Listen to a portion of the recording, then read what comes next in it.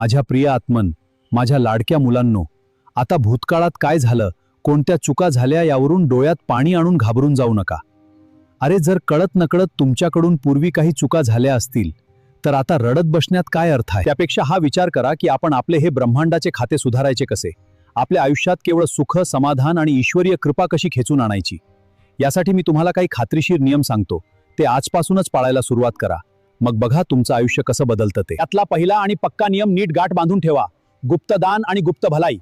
आठवड्यातून किमान एकदा तरी कोणातरी भुकेल्या माणसाला किंवा मूक प्राण्याला अन्न द्या, कुणाची तरी निस्वार्थ मदत करा. पण माझ्या लेकरांनो, त्याचा कुठेही गाजावाजा करू नका. उजव्या हाताने दिलेलं दान डाव्या हातालाही समजू नये इतकं ते गुप्त असलं पाहिजे.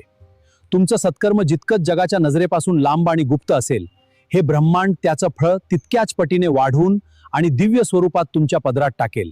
हा माझा शब्द आहे. आणि दुसरा अत्यंत महत्त्वाचा नियम म्हणजे तुमच्या वाणीची शुद्धता. कुणाच्याही पाठीमागे त्याची निंदा